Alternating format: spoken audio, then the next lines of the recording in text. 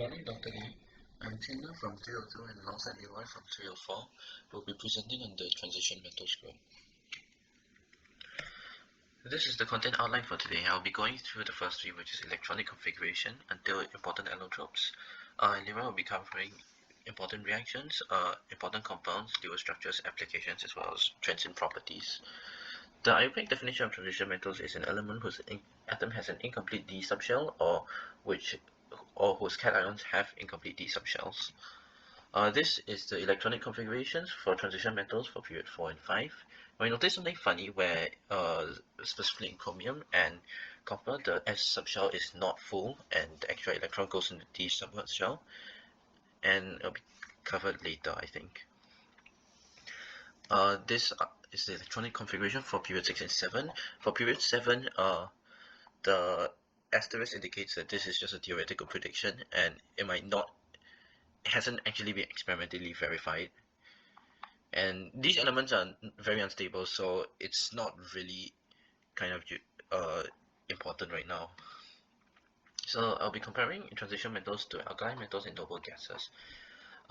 Against group 1, which is the alkaline metals, transition metals have much higher densities than group 1 metals. So potassium has like 0.862 grams per cubic centimeter and scandium has a density of like 3 grams per cubic centimeter.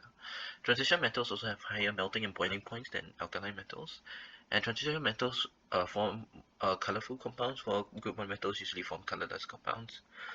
Transition metals are also generally less reactive than group 1 metals because group 1 metals have like 1 valence electron. First, group 18, which is the noble gases. Transition metals are almost all solids at room temperature and pressure. The exception is mercury, which is liquid at room temperature. All group 18 elements are gases at room temperature and pressure, except for organ acid, which is not really confirmed, but doesn't really matter anyways. Against group 18, transition metals readily form cations with charges 1 plus to 4 plus, while all group 18 elements have high ionization energies and don't usually form ions under normal conditions. Okay, the electronic configurations, basically in the transition metals, there are elements that are kind of like exceptions to the overall patterns for electronic configuration. Examples are like chromium and copper, as discussed before, which both fill in like the 3D shell with only leaving 1 electron in the 4s shell, while according to the pattern, the elements would fill in the 4s shell before starting on the 3D shell. Similarly, many of the period 5 transition metals have incomplete 5s shells. This could be caused by like the energies of the S and D shells being very close, very similar. So some weird quantum effects can come to play in here, which causes the differences in not following these patterns that are observed. We're talking about allotropes of iron, cobalt, and tin here. For iron, there are 4 forms: alpha, gamma, delta, and epsilon ion. Epsilon ion only exists at high temperature, so it's not really shown here. Different allotropes have different solubilities in carbon, so they form different types of steel. Alpha and delta ion have body-centered cubic crystal structures, while gamma ion has a face-centered cubic crystal structure. For allotropes of cobalt, there are 2 forms, which is alpha cobalt and beta cobalt. Alpha cobalt exists above 417 degrees Celsius and beta cobalt exists below 417 degrees Celsius. Alpha cobalt has a cubic crystal, while beta cobalt has a hexagonal crystal. For tin, there's 5 forms of allotropes: alpha tin, beta tin, gamma tin, and sigma tin. Alpha tin has a diamond cubic structure. Beta tin is shown here. Gamma tin has a rhombic, is also known as rhombic tin, and has body-centered tetragonal structure. Sigma tin only exists at high pressure and isn't shown here. Has a body-centered cubic structure. Next is stannine, which is kind of like graphene but with tin instead of carbon. Graphene is like flat, but stannine isn't. So it's not exactly flat. And addition of fluorine can increase the critical temperature to 100 degrees Celsius. And the stannine can possibly be used to make integrated circuits to make smaller, faster, and more energy efficient computers.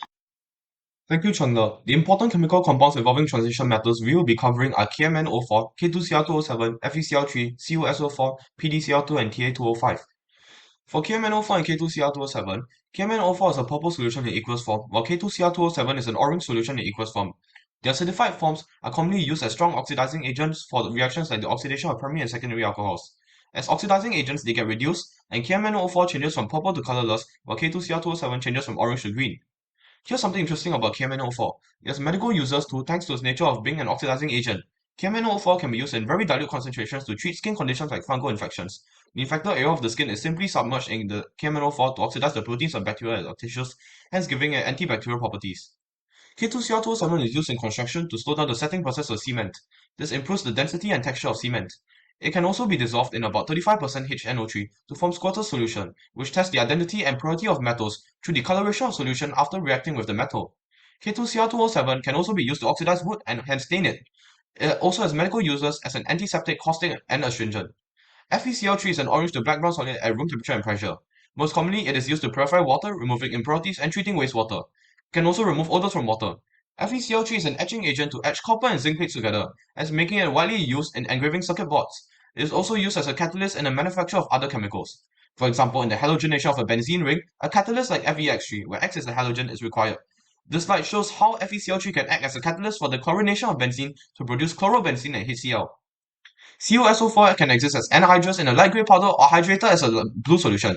CuSO4 is a classic example of teaching electrolysis being used as an electrolyte. The Bordeaux mixture comprising a suspension of CuSO4 and CaOH2 is used to treat fungus on fruits like melons and berries.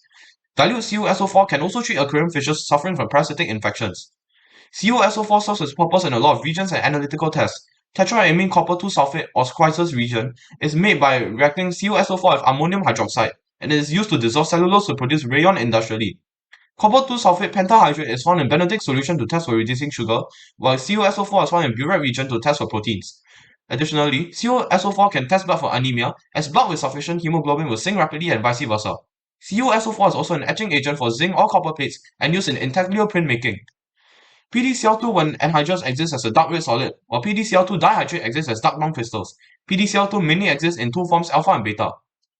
PDCl2 can rapidly stain stainless steel even when dry, hence it is used to test the corrosion resistance of stainless steel. In some carbon monoxide detectors, PDCl2 is used as it can react with CO and H2O in the surroundings and become reduced.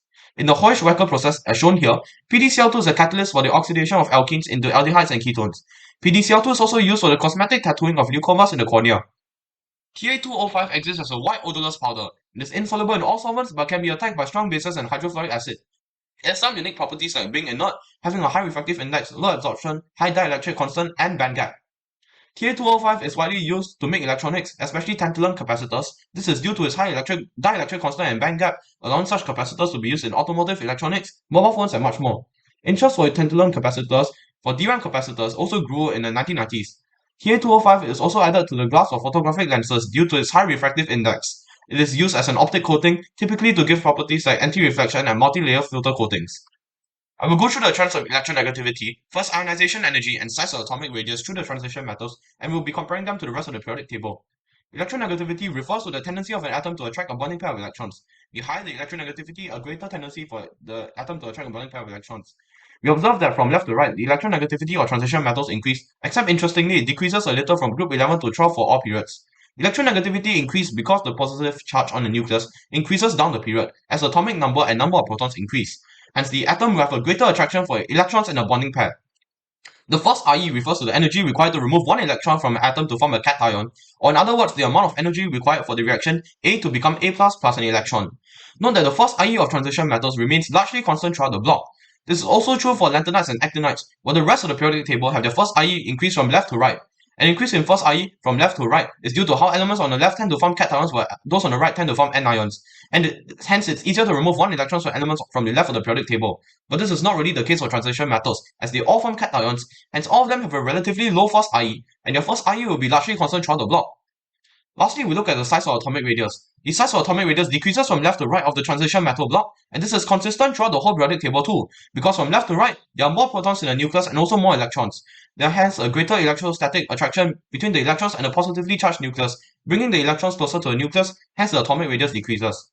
From top to bottom of the transition metals block, the size of atomic radius increases. This is also consistent throughout the whole periodic table, simply because there are more electron shells as the pure number increase, hence the valence shell will be further away from the nucleus, causing the atomic radius to increase. We have come to the end of our presentation. Thank you, Dr. Li. These are references.